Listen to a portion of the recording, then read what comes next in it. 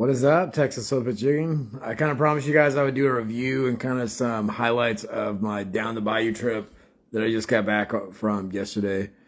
I'm doing a live for it, so in case anybody is in the group and they want to jump on and ask questions or whatnot for it, and then I'm going to share this in it.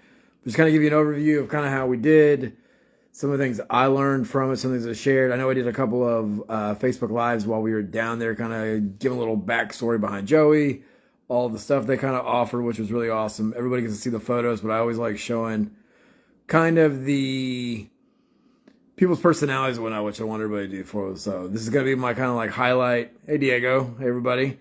I'm going to do a highlight, kind of going over everything the fishing was, any tips and tricks that we learned for it. So down the Bayou is located in Port Fourchon, Louisiana, which is as south of Louisiana as you can go. I think the only thing further south is going to be Grand Isle for it, which is really good for it because a lot of people from Texas and a lot of places want to go fish virgin grounds for it. And because of where they're located, there's not a lot of people that can actually go fish those grounds for it. Talking to Joey and whatnot for it, and believe me, I sat next to Joey for 4 hours coming in, and I feel bad for the amount of questions or whatnot I was bugging him with, but it was all good information to share with you guys.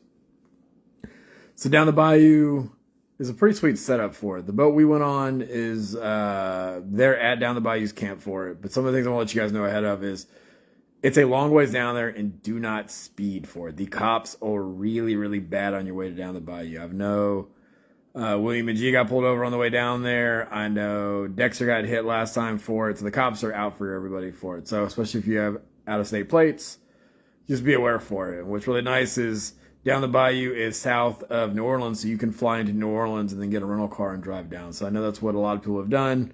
I know Eddie and the Florida guys kind of did that for it. So that's another option if you're traveling a long ways, is flying into New Orleans and kind of driving south for it. Kind of go over some of the things for it too, is a lot of people stay at the boathouse, and his boathouse is absolutely beautiful for it. I don't think the photos or they do it justice for it. It's 3 people per room, which is really nice. And then Joey's got 8 rooms, so he can hold like 24 people perfectly for it. The beauty part is you crash there, and then literally you walk out the door like I showed you guys, and you're walking 20, 30 feet to the boat for it. So if you're doing the 36 hours, which is important with Joey, just know that if you leave on Saturday, you need to schedule 3 days for it, because you'll fish Saturday, you'll fish Sunday, and then you get back super late Sunday. That usually Joey and them clean the fish the 3rd morning for it. So be aware of that. They don't clean fish the night you get back. Super late, super tired, and how they have it set up for it, that they do it the next morning, take photos, and they'll let everybody do it. So it's just something that everybody needs to account for if you are doing a down the Bayou kind of trip for them. So how I got on this one is I think we've all seen the photos and pictures of everything, of all the trips that Noah and their crew, so Noah and Greg and them and William and G, always keep posting these amazing photos, killer trips they post on for it. So Eric, sorry, I don't know why I froze for a second.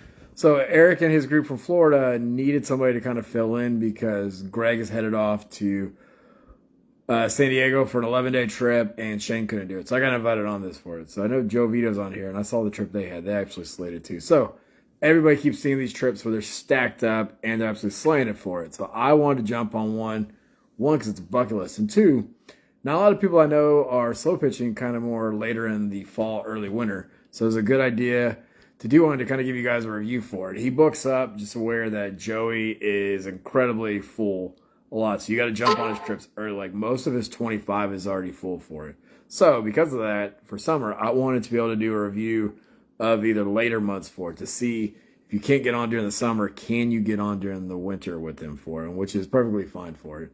And just so you guys also know, Joey does a really good job with his deckhands, that he takes his deckhands for a while, trains them, teaches them everything, and then the deckhands kind of get promoted to getting their own boat. So there's always options of really good deckhands, former deckhands that are now captains for Joey. Like Owen's a really good one, who runs his own boat, and that was what Joey was talking about. So that's another option to jump on with, is if you can't get on with Joey, jump on with Owen and some of his other captains that are just as good as he is there down the Bayou. So getting back to it, I got invited on this 36-hour with Eric, Adrian,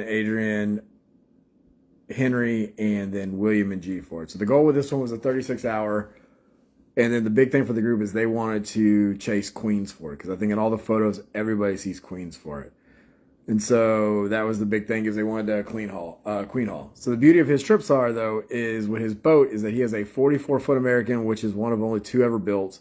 It is an aluminum catamaran and it's absolutely gorgeous for it. He just got it repowered and he's got quad 350s on it. So he absolutely flies now for it. I think on the way out we were doing mid 40s and so it kind of gets you around for it. So the first run is about 100 120 miles. So you get out there in 3 hours versus some of the head boats where you're taking longer to get out there for it. So depending on how you do your trips, he can do different things for it. The beauty of him is you can do like let's just say a fish haul where you just fill the boxes for it. The other beauty of what he does is everybody sees on all of his walls though is the land of exotics. Because it's untouched lands, a lot of virgin lands, a lot of the exotics haven't been fished out yet for it. So there's a lot of queens, which aren't really exotic, but then you do have your chance to chase some firebacks, marbles, and there's some kitties in there for it. So that was an option for it that you can do. It's kind of mixing up on these 36 hours how you do it. Do you want to just chase queens and then go for scamps and stuff like that for it? So our trip was kind of a mix of all of it for it. The guys wanted queens, but then also wanted to chase chance at their exotics for it. And then this time of year, which is really nice, is when you start getting into the wintertime, is Joey's favorite fish to catch is actually wahoo. And the beauty of it is where you are fishing for firebacks, wahoo are on top of them for it. And so you control for a few hours at daylight and then load up on wahoo and then start getting a jigging for it. And that's what we kind of took advantage for on the second day is that we wahoo fish for like 45 minutes to an hour. We had several hits. We probably had 6 or 7 hits. We got 2 wahoo in the boat and a bunch of big blackfin. So that was just some of the options for it too, is that you have that, is that you can wahoo fish and then jig. And so Joey also doesn't like jigging immediately once it starts getting daylight because he kind of feels that once the light gets a little higher, the fish can see better. And then your jigs get hit a little better, the fish can see. So this trip, just it was a little tougher trip for everybody for it. I know we get you've seen the pictures of the sleighs for it, but we had to work for a lot of the fish for it. I think we came back with 31 queens, 8 scamps, 2 yellowmouths, a big snowy, a bunch of almacos, 2-day limit of snapper, and then miscellaneous all kinds of else for it. Like there's a bunch of slippery dicks, some AJs that we had to throw back, obviously, and a bunch of other stuff for it. And so it's kind of like a lot of the fishing here for it is you're kind of cruising around and Joey's hitting rock pile after rock pile. You pick up a few, you move on. You pick up a few, you kind of move on. This time of year, though, the screen was entirely full. Like, there was just so much bait in the water for it. Like, we were curious of what was going on, and somebody actually foul hooked a mackerel and brought up for him. We realized it was just a ton of mackerel out there. So the bite was a little slower, but we still ended up filling the boxes for it. And it's really awesome for it because depending on where you want to go, Joey's boat is so fast that he can jump spot to spot. And so when he wants to make a move and he says, hey, we're going to move 8 miles, it's like a 15-minute boat ride, which is super sweet. So he's able to pivot really easy for it in that big boat, which makes it really nice for it. And he's been doing these trips for a while. And so Greg and them kind of have him zoned in for it. And Joey does a really good job of controlling the drift for it. So I'm used to like head boats or whatnot where you're having to pitch out and kind of adjust for the drift on your own. Beauty of it is Joey does not get off the wheel for it. Joey is constantly watching your lines. He has you all on one side of the boat. He's watching everybody see how you're drifting, and then he's constantly bumping the boat to kind of keep it in line with everything for it. So huge props on that one for it. So kind of go with some other things for it. So during the day, the first day how we did it is I believe we chased scamps and no, we immediately went deeper for queens. We went out to like 750, 800 feet. That's where we immediately were trying to get deep water queens or whatnot for it. We didn't have much luck, so then we went shallower. And so the first day was kind of chasing queens, a little bit of firebacks for it, and then we ended the night with an absolute fire bite. The last 2 hours, the queens were on fire for it. They were hitting so hard that they were hitting on the drop for it. You didn't have to jig. You were just dropping, kind of like with blackfin, dropping, and when your line went slack and you hit bottom, you just flipped your drag up or your, engage your reel and just started reeling for it. So we killed him on that one for it. I even brought a new little reel and I was super proud of as I picked up a accurate 300, which is a little bitty reel, kind of looks like a baby reel, but we slayed it with that.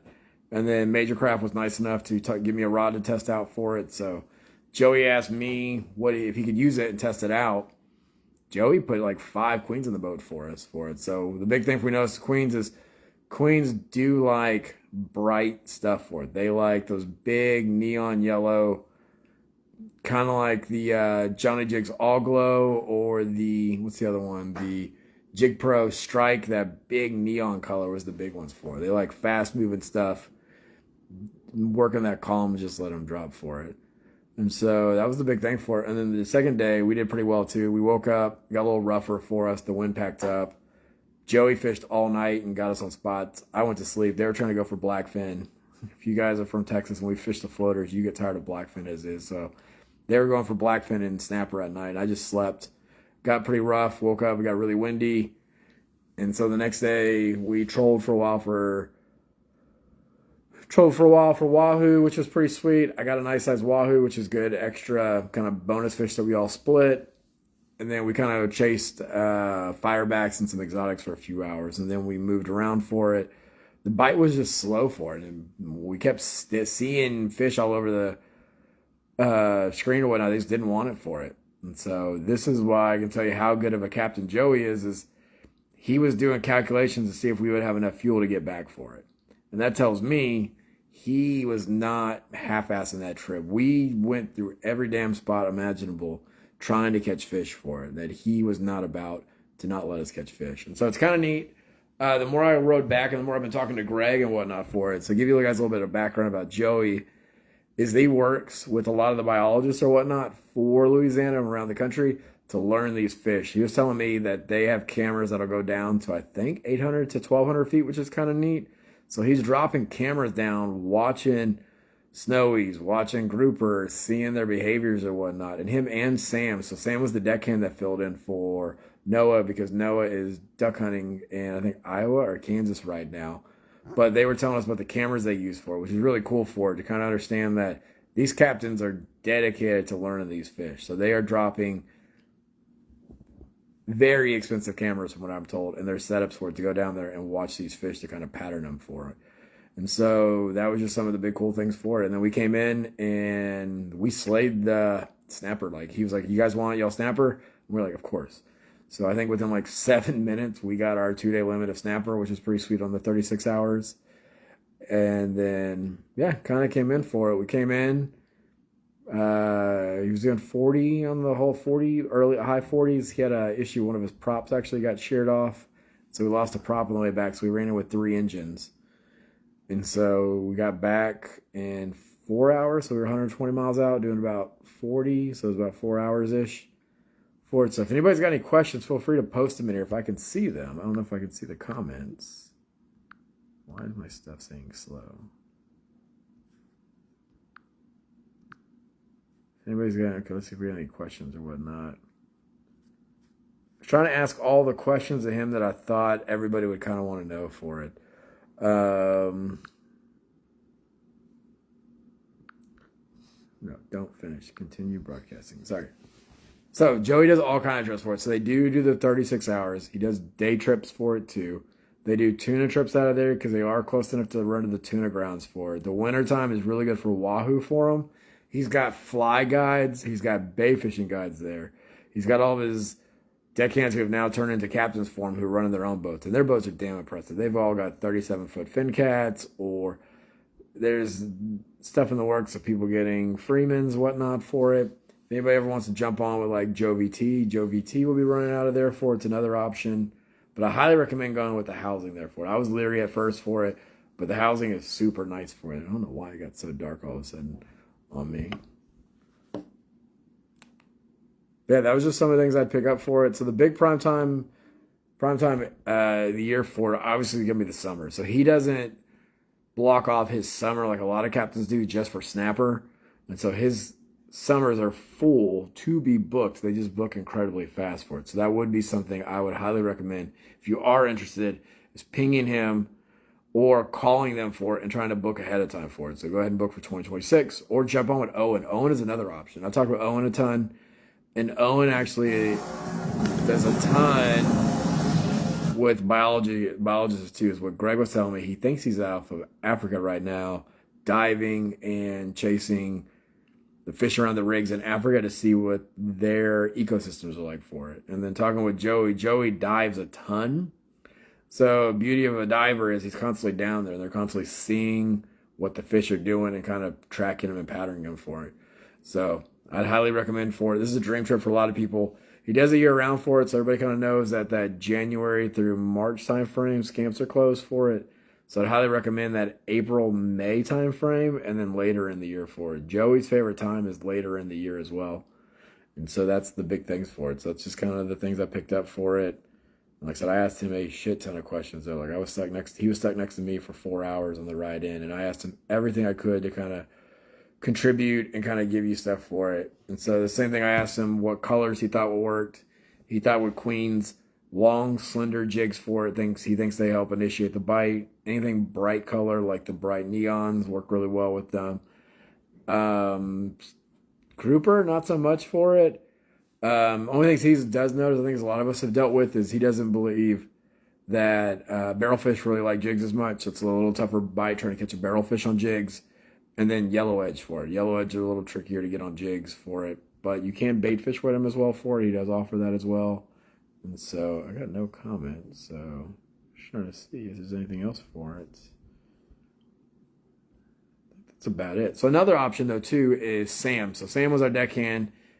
And Sam was actually a captain of a headboat there in Grand Isle, which is even further south or further out in Louisiana. And I'm really interested in getting with him too, because if you can't get on with Joey, Sam runs a headboat that does the same type 36-hour trips, and they do 5-day trips too. And they do a cool combination of chasing tuna or bottom fishing.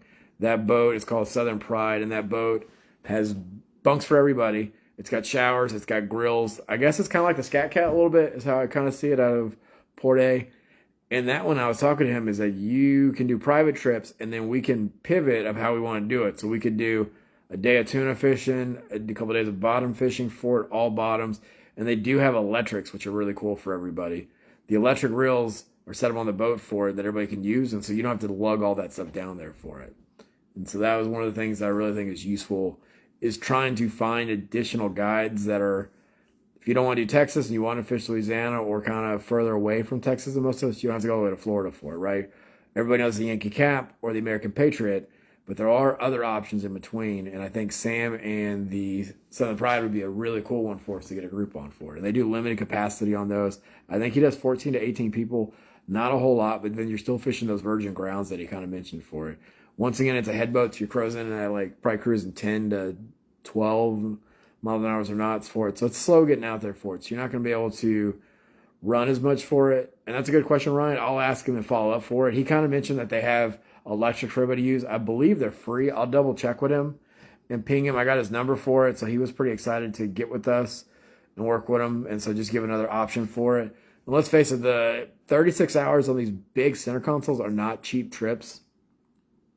And for a lot of us, the headboats are kind of a more economical option. And so the beauty of it is kind of like why we do the Scat Cat or Smith & Sons or Galveston Party Boats or whatnot out of Texas, or even the Yankee Cap, is they are a little cheaper for you, right? So if you're kind of balling on the budget, or if you want to do more trips for it, or if you just want the convenience of not sleeping out on a beanbag, that's a big thing too, right? You're in a bunk, you can kind of sleep. So depending on your health or kind of what you want, these are great options for it. So I'll try to get more information for them, and then see if I can get Sam to maybe do a Facebook Live with us to kind of see what they recommend and kind of what they're doing for, and then give some options for it. So if anybody else has any questions, feel free to ping me for it. I plan on doing more trips with Joey for it. It was really awesome for it. Joey's probably one of the nicest captains too. Like, I know a ton of us love Matt Smith, and I'd put him and Joey kind of in the same bucket for it. Like, super informative, like constantly was teaching me. Like, I bugged the hell out of him, asking him questions of how he was reading his depth finder, how he was able to determine grouper versus snapper, and then depths for what he was seeing, how he's picking it up, how he determined kind of where he was fishing. So super good guy for it. If y'all saw the live videos where we got back to the house, super fun to be around for it. And he's a younger guy too. I didn't realize he's only like 30 for it, but he is absolutely slaying it out there for it. And he's got the same background as everybody else for it. Real Southern dude for it. Super cool to get along with. Really nice. And so I'd highly recommend with him and all of his other captains for it. Like I went and talked to his ones about fly fishing. I know we have some guys in the group that like to fly fish, like Keith Payne in them for it. And so I would definitely jump in on that. And even if you don't like fly fishing, they do spinning tackle. You can go chase reds and whatnot in the shallows using spinning tackle and stuff like that for them. So that's about it for him. I'm trying to think of anything else that was important for it. Don't speed. Okay, so another thing option is he does offer, depending on the time of the year, meal plans for it, which is another thing for it. So depending on when you go, you can just pay for everything and they'll feed you, provide drinks and everything for it. Later in the year, sometimes the chef is left, which we kind of dealt with because it's kind of their off season, so they didn't have a chef, so we kind of brought our own food. Joey was nice enough to cook for us because we kind of donated some snapper.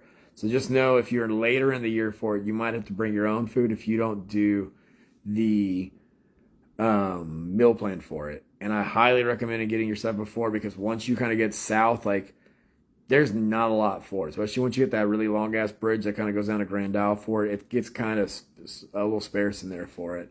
And just so you guys know, Joey is going to be moving next year. And so he is on the left side. So when you're coming down the main drag, you exit and kind of go to the left. They are trying to finish the bridge that kind of goes to Grand Isle, all that. So he'll be moving to the opposite side, and he's building his own marina, which is pretty cool for it. And so I'm really excited to see what he's doing. So he's moving his boathouse and everything else over there and kind of getting set up for it. So he should have even better setup by the time everybody's fishing again next year for it. So it's a big option for everybody. And that's about it for it. Like I said, I'm excited for it. He said this is one of his slowest trips ever. And if you saw the photos, we still loaded the deck for it. He said this is the slowest jig trip he's ever had for, or one of the slowest jig trips he's ever had for. And we actually still loaded it up. Like I said, we had 31 queens. We had probably 15 grouper, double limit of snapper, ton of other one-off fishes for that you can imagine. I caught a puffer. We caught a bunch of tuna. We caught wahoo, which is a cool bonus fish. So that's something to look forward to if you go kind of in the winter. And I think I'm going to quit talking and kind of get off here for everybody. But that was my big thing for it. So if you want to fly, you travel, going a long ways, you can drive. You can come into New Orleans, which is kind of nice, and then drive south and get a rental car. Joey does clean your fish for you in the morning. He's talking about we discussed with him too, playing with the idea of vacuum sealing, so charging for vacuum sealing and kind of processing, kind of like they do from San Diego, which would be another cool thing for a lot of people, is that you would have somebody who would be breaking down your fish, vacuum sealing it, labeling it, so when you do head back, you don't have to do anything for it. And so that's an option that he's looking into to get for the future, is possibly having somebody vacuum seal all your fish for you. So pretty much it for it. I think this is a pretty sweet setup. Big ass parking lot. I slept in my truck the first night to save money because I was cheap. I spent the third night for it. Beautiful accommodations. It was nice to take a hot shower and eat some hot food. And that was it. I know you got to jump early. So I keep saying that over and over again. So if you are interested, get on with them. I already know people who have 4, 4, and 4. I know people that already have 12 to 16 trips booked with him between all those groups for it. And so that's a lot of days off the calendar already off. And I added one that I'm hoping is going to be a really cool one that I can talk about later in the year for it once we get it locked in. But even I have a trip that I booked with him as soon as we got back for it. I called Ryan and said we're booking this trip. So hopefully I got some cool in the works for that one for it with some of the sponsors and whatnot that I'm associated with. So yeah, hit me if you got any questions. Hit up Joey from Down the Bayou. Go follow him on Instagram. He's got Instagram. They've got Facebook. Owen's got TikTok. They got a ton of stuff for us. So just follow with them. Oh, another thing. If you're going to be tracking that area, which I kind of like to tell everybody, we're always checking Windfinder and stuff like that. The closest rig to check, so if you're checking weather or whatnot, follow Salsa. So Salsa is going to be the rig that's the closest one out there. So if you're tracking wave height or wind, that's a big one for it. And I even asked Joey, I said, Joey, is there any other rig we should be watching or checking? He said, no, Salsa is the one to check for it. So if you're going to be fishing out that way or going with him, do that. No, and then let him know what you want. Like Joey's all about communication. So tell him what you're wanting and he'll kind of tailor the trips for you. And he's got a ton of options. If you want exotics, if you want Sleigh Fest, if you want really deep, if you want only really shallow, which is not for it. So, or a really cool thing for a lot of people is if you're doing these winter trips, get with him and do a grouper wahoo trip would be really cool. is figure out a way to maybe dedicate 4 hours of your trip early in the morning on the second day and chase wahoo. Like, we had a shit ton of wahoo hit, and we only had 4 rods out for it. And so if he can put a full spread out, you guys will come home with a boatload of fish. And if you know a lot of us, wahoo is probably one of the best tasting fish you can get for it. So that's just the last item that I kind of was going to break out for. Does everybody wants the normal summer, fall, spring SPJ trips?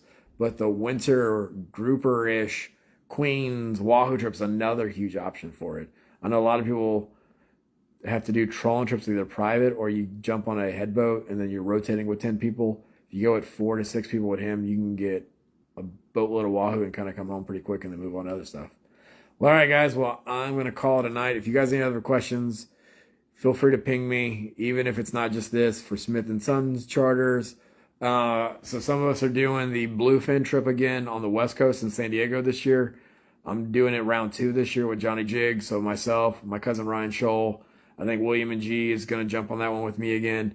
Ask questions on that. Please keep Greg Smith, our head honcho, in your thoughts and prayers for it. He is driving to San Diego. He's doing his 11-day. And so I can't wait to hear back that from him. But that is a very long drive, solo. And so he's being Dom out there for it. So y'all just keep him in your kind of thoughts. And hopefully he gets there safe or whatnot. And they have a good trip. But yeah. And if there's anything else you guys want me to review or reach out to, please ping me. Okay, great question. Hour drive for us, David, from the Mark. Great question, Mark. Okay, so if you're driving from my house, which is up near Tomball, right? So I'm like northwest side. It's like 7 hours-ish, Mark. So I would assume 7.5, 8 hours-ish, maybe. It depends on how many times you have to stop, too. I hit a lot of traffic on the way there, and hopefully there's no traffic when you guys are going for it. But once you kind of get into Louisiana and you get past, I would say, like Lafayette and all that, it gets super smooth for it. And especially once you get south of New Orleans, you fly down there. I wouldn't say fly because the speed limit's lower, but very limited traffic. You're going through it for it. But just like I said, be aware that those cops want you. And so I watch people get popped all in front of me the entire way for it. So you're going to want to speed, and I would highly recommend you don't speed because they will give you a ticket, and then you can't really fight it because you're out of state for it. So that was a great question, Mark. And so, yeah, from the Mark, I would say probably add an additional hour and 15 minutes maybe getting there. So 8.5 hours. It's doable for a day trip. And we got down pretty early. So I'd have got back quicker from there, but I was an idiot and started driving 30 minutes. And I left my duffel bag and I had to turn my ass around and go back and get it. So I lost an hour. And then my interfat kit was incredibly strong. And so my mom's best friends here from Grand Isle and Joey all told me, you got to stop at Billy's on the way back, get you some boudin balls and some roll-ups. So I stopped, and I've been still eating on those for it. So depending on how you get back, it's pretty quick. Joey knocks out the fish pretty quick for it because you guys remember, after he gets done fishing and cutting up fish, he's got to go deal with the boat. So we started cleaning fish at like 7 a.m., and we were done fairly quick so everybody could be back on the road, kind of headed out for it. And so that was a really good question. Paul, I think that's it. Pretty safe parking lot. He's got cameras and everything for it. He has that lease. Nobody's coming and going. There's no stranger danger because how far south he is, it's super industrial. So any trucks or any vehicles down there stand out for it. Like immediately you know if somebody's in that parking lot or driving down the main road or whatnot. So I highly recommend that. He'll be moving over to the other side. We discussed that. He'll have a really cool marina. And then we've got other charters coming up this year for it. So I'm hoping to do more of these. So let me know also what you guys are wanting to see some videos of. I'm trying to get Major Craft to talk to us. I'd like to maybe get Eddie in here because Eddie is now taking over a lot of stuff from Jig Pro. And so we haven't interviewed Jig Pro yet. So we've done Kai T Jigs. I know we've done Johnny Jigs, obviously, my affiliation with Johnny Jigs. I'm going to do Major Craft in January. So Major Craft is going to be going. Simon from Major Craft, super awesome. Huge member of the group, kind of giving me gear or whatnot to test out to kind of give y'all reviews. Definitely check out their 5G Giant Killer. It goes up to 350 grams. Super sensitive, super light. That rod probably weighs like 3 ounces, which is amazing. It, with my accurate 300 in, was like 16 ounces total. But I'm going to keep doing videos like these. If we do more trips, I'd like to get other people to interview and do reviews of their trips so we can see how everybody likes their guides, do's and don'ts, and what they learned with their guides, and just the areas for it. Hopefully, when Greg gets back, I'm going to interview Greg about his 11-day. I think even though it's not going to be a slow pitch trip, I think it's a bucket list for a lot of us in this group. So it'd be really nice to kind of get what they did or didn't do, the amenities, processing. I can't imagine what Greg's processing cost is going to be. That alone is going to be as much as the damn trip. If you guys saw, somebody caught a 400 and something pound yellowfin on the last trip, and if they charge $2-3 per pound, that one fish alone is like $1,200. And you got 11 days of fishing. Maybe not 11. It's 2 days driving each way, so 7 days of fishing. That shit's going to add up quick for Greg. So I hope he's prepared for that one. And so, yeah, and then we can also do some of the West Coast guys for it, too. We have a lot of, not West Coast, excuse me, the Florida captains. I'd like to get Del Monte, who runs, I think it's Figured Out Fishing. All I kept hearing when we were at the bait shop, at the camp, was him teaching about grouper or whatnot for it and chasing big grouper. So I'm going to keep those going. So I'm going to go ahead and log off. But yeah, definitely hit up Joey with Down the Bayou. You can find him on Facebook, Instagram, all that jazz for it. Just know, if you are hitting him up on Facebook, he runs a shit ton of chips. So he doesn't always have the best communication. And when they're offshore, they're not able to talk to anybody for it. So I definitely recommend calling them or emailing them, because that's the best way to get it from. I was not saying I have this big cloud. I was even trying to get hold of him on Facebook, and I got no responses for it. He's just super busy for it. He was talking with me, and then he kind of fell off. And so I would definitely recommend going with the other options. Or if you need Greg or Noah to reach out to him, they're super close with Joey. They can get a hold of him for you and help you book some trips. So I would definitely recommend jumping on him. You're not going to regret it. It's a little pricier, but it's definitely worth it for the skill of him as a captain, the amenities, and the fish you're going to catch. And that boat is my dream boat for it. I don't know if you guys, I'll post a video to show how wide it was. I put a 110-quart Arctic cooler in front of the fish box, and you could easily walk around it on both sides for it. So that boat is designed for casting or jigging and having a shit ton of space for it. Like, if somebody is up on you, it's because they decided to stand next to you, not because they had to, but because they liked you that much for it. So, all right. Hope you guys have a great night. I'm going to go ahead and save this in it. Feel free to ask me questions later on if there's anything I missed. All right. Thanks, guys.